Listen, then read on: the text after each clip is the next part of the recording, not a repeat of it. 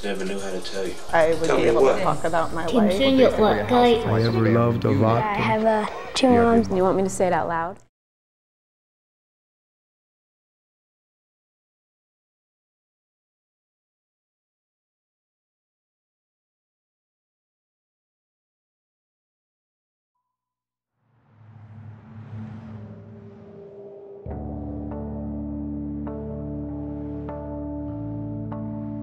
And I stand here on this floor today proud to propose a constitutional amendment to define marriage as being between one man and one woman. Kentuckians should have the opportunity to voice their opinions on this constitutional amendment by casting a vote in November. Let's stay on the topic. Let's hear now from Brenda Branscombe from Pulaski County. You're on the air. What are your thoughts tonight on gay marriage? Yes, I'd like to say that I believe that marriage is between one man and one woman. From Louisville, you're on there with us. What's your comment? I'm not quite sure how anyone can say that on the basis of your sexual orientation, because you choose to do something different than what I approve of, I'm going to completely disrespect your family. There are people here who are voting to discriminate against a significant segment of our society simply because they are different. If the Bible is God's word and we're trusting in God, why do we want to risk destroying our nation?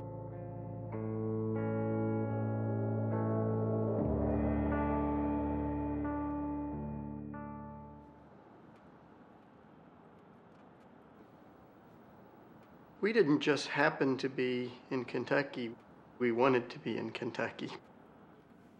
We think Kentucky is a great place to raise a family.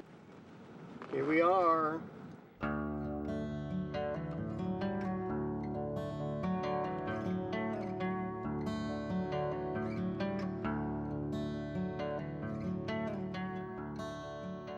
I have always loved kids. And after I met Bob, I thought, well, if I'm going to have kids with anybody, this is the person. Hey, good morning. How are you? What'd you bring? This is our home. This is where we were both born. This is where the grandparents are and the relatives. We still believe that this isn't going to last forever, that one day we will be welcomed into, a state that we've always called home and always loved.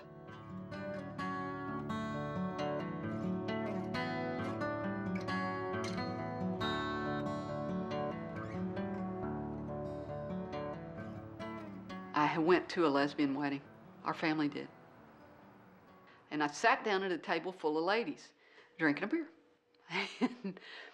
and I felt really comfortable. In fact, people took pictures of this table of ladies. And later on, they showed them to me, and they said, "Do you realize you're sitting around a bunch of lesbians?" I said, "I have no idea." But I'd never been so comfortable in all my life. Never felt so normal. There's, sitting at Key West, my 40th birthday, I thought there would be some transition with myself on how I looked or how I'd change, and there's not. There's just me, and you don't change that. So you're the one that wrapped up my ornaments last year, Charlotte? They were tough 4 years going through divorce. The changes my kids had to make, the difficulty with accepting who I was.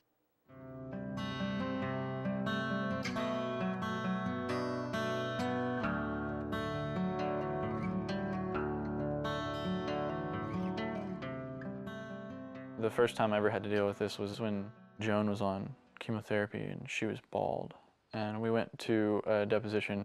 I came into this child's life in 1988 when he was 1.5 years old. I am the only second parent he knows. And I was very young at the time. In a room full of suits and cameras. Gay people are very capable of raising perfectly fine children who can grow up and be straight or gay and still contribute to society. I haven't really done a lot of contributing to society, but I plan to at some point. And yet, some among us today would have you believe that we do not have family values.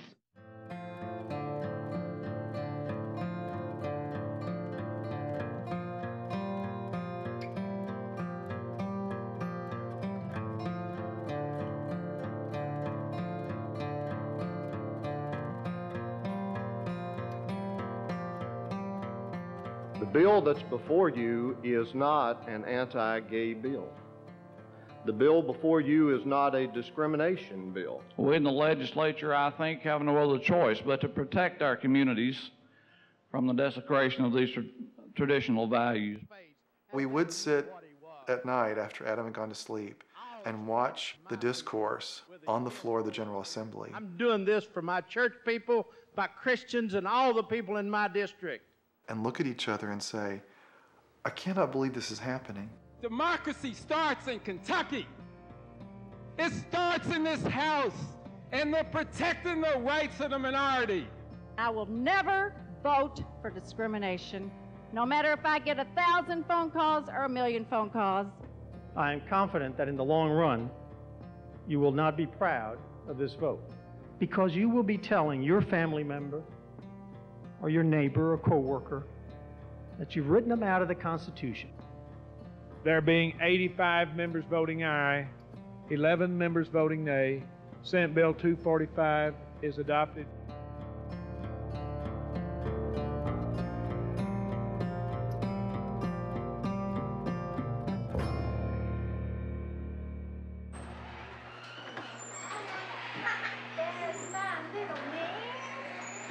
Come to me before you get undressed, you'll freeze.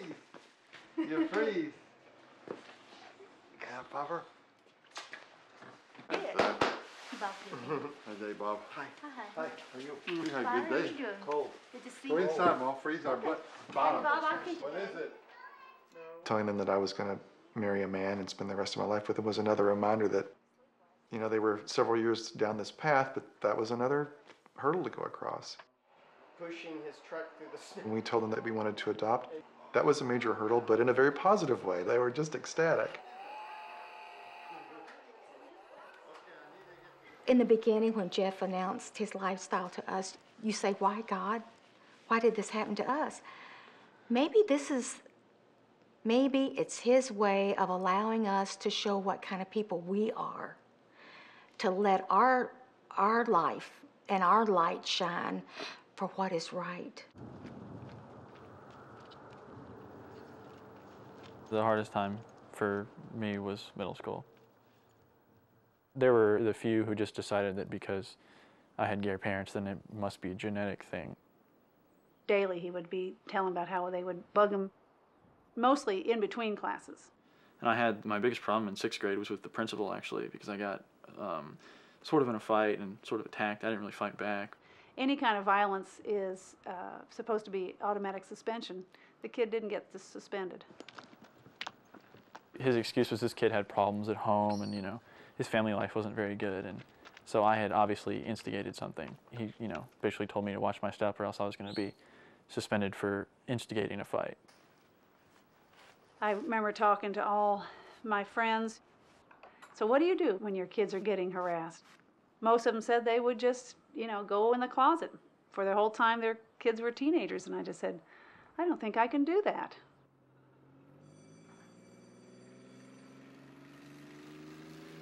I want to step up as a person and as who I am, but I want to give my daughter some growing room too. There are a lot of people that are voicing their opinions at home and their children bring it to school, and she's very angry. A little upset that I won't let her speak to these issues, but I know what it would cause her. I told her she could start speaking her piece by freshman year, but the teachers and the children may trample her at this point.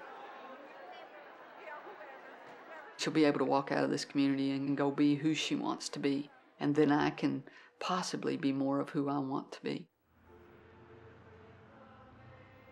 When I started going to the Methodist church here in Elizabethtown, I didn't feel any real acceptance.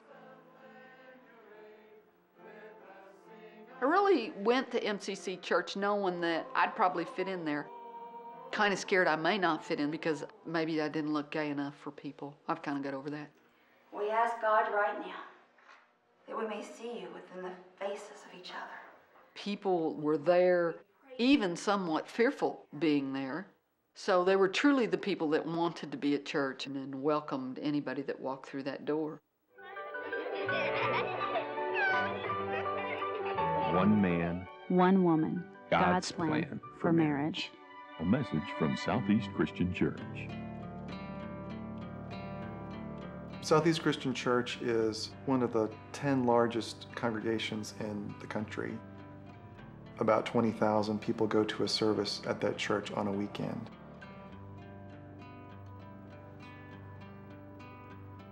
They funded a $150,000 media campaign specifically aimed at one man, one woman defining marriage.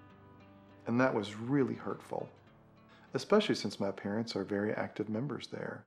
If our church has got $600,000 coming in every week and they want to spend $200,000 on a campaign that they think is religious, it may have happened during an election, but all they said was marriage is between a man and a woman. That's their belief.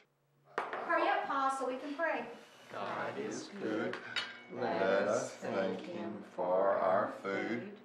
All of our friends and all the church knows that I'm the father of a gay son. So I try to be a great ambassador for my son and for his cause. And while they did it at a personal level, they didn't do it at the organizational system policy level. I guess because we're not in the paper and we're not on television. I'm not an activist. We're not doing enough to please Jeff and Bob. You know, even in Jeff and Bob, there's been some real anger. I mean, you know, there's been some real anger about, Mom, Pa, you should be out there on the stump. But I've never been on the stump about anything. It's been a little emotional. But I know that they love us, and I know that they've done everything they could do. I think they've done everything that they were willing to do. And I just expected more.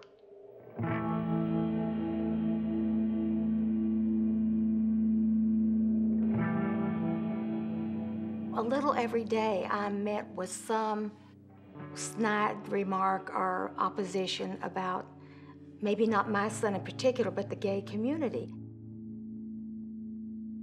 It's like swimming up the river, and the river keeps getting bigger, and the waves keep getting taller. How can I say, in the world we live in, no, you all are all wrong? One of the things that's so baffling is the tolerance of really good people for all of this. The bystanders, the wonderful straight people, our wonderful, wonderful friends, our wonderful, wonderful family members, who really do love us, who really would, do anything for us personally, don't get it.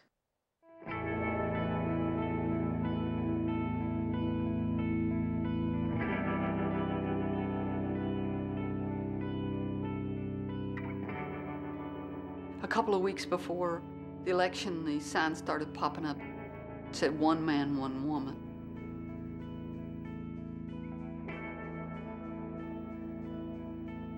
And people got the funky look in their eye of, you're different, and we can do something about it. I think people are confused, and people like me need to get out and be able to talk to them, and I don't talk about these things. And if I could, and if I would, I think they would be better informed.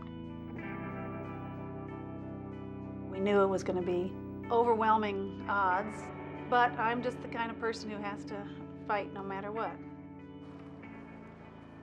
I made lots of phone calls. I also walked door to door, and that to me was very empowering. What I decided to do is talk to every single one of my boarders and students. I made a point to talk to their parents. Overwhelmingly, they didn't know, and they said, oh, if I vote for this amendment, that means that you really won't be able to get insurance? Oh, well, I didn't know it would affect you that way. I did get to see that talking to people was really the best way to educate them. Take a closer look at the constitutional amendment. It bans protections for all unmarried people, gay or not. No civil unions, no legal contracts. Vote no on the constitutional amendment. This Tuesday, Kentuckians will cast their votes on the state's proposed marriage amendment.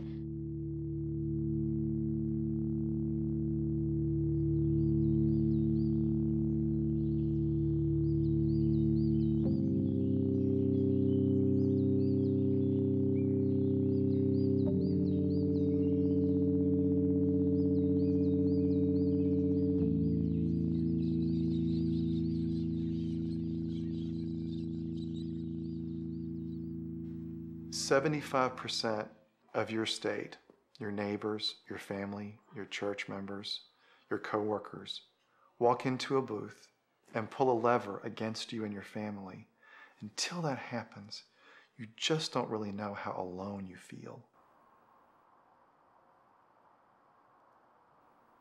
It does cross my mind sometimes that maybe we need to put Adam in the back bedroom to sort of close things around us, but you just can't live that way. You can't live in fear and paranoia. Well, this one's not full yet. We got to do almost to the top on that one, okay? 3 years ago, fill them up. None of us thought that there'd be a constitutional amendment banning marriage or civil unions or domestic partnerships. Okay. Christmas trees. It would not be unlikely for a religious group to go to the court system and say, since the state has decided this is unconstitutional, then their families are as well, and so they either should not be allowed to adopt in the future, or it wouldn't surprise me if they bring into question adoptions that have already taken place. There is nothing more important to me than my husband and my child. Marlon was very protective of his son, especially since Nemo was born with a lucky fin. That's you, that's right. I want to be where our people love us, respect us, include us, and think we're just fine.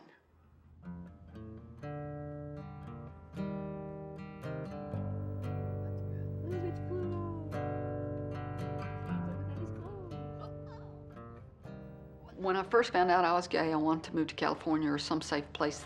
And then I thought, if I could stay here in the middle of Kentucky and be gay, how good that would be. I feel weak to be able to change the way these people feel, but I love them too. I've lived here all my life, and I love this state. I'm just thinking about leaving all these people behind who aren't going to be protected. It's very hard for me to give up the fight.